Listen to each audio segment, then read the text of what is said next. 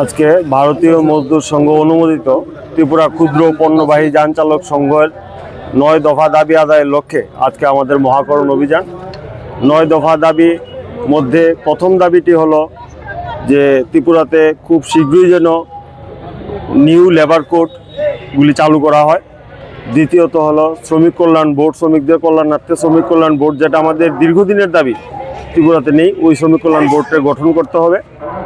তৃতীয় দাবি হলো যে আমাদের যান চালক ভাইদের জন্য যে আয়ুষ্মান ভারত কার্ড এবং স্বাস্থ্য বিমা কার্ড এগুলি প্রদান করতে হবে। 60 বছর বয়সের ঊর্ধ্বে যারা আমাদের যান চালক ভাইদের জন্য পেনশন ব্যবস্থা চালু করতে হবে। ট্রাফিকের বিভিন্ন ধরনের হয়রানি, ট্রাফিক পুলিশ দ্বারা হয়রানি বন্ধ করতে হবে। এবারে বিভিন্ন নাকা পয়েন্টে পুলিশের যে অযথা হয়রানি করা হয় ক্ষুদ্রপণ্য যানবাহী চালক ভাইদের উপর, এগুলি বন্ধ করতে হবে। এছাড়াও আমাদের যে টমটম এবং অটো দিয়ে যে মাল পরিবহন করা হয় যা বেআইনি, ওইটার প্রতি আমরা বারবার সরকারের দৃষ্টি আকর্ষণ করে এসেছি। ওইটাও খুব দ্রুত কার্যকর করতে হবে। মাল পণ্য শুধু পণ্যবাহী গাড়ি দিয়েই করা হবে।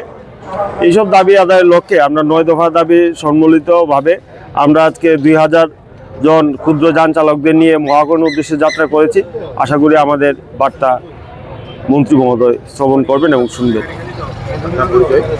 আমি ভারতীয় মজদুর সংঘ ত্রিপুরা প্রদেশের সহকারী অফিস সম্পাদক চন্দন সূত্রধর।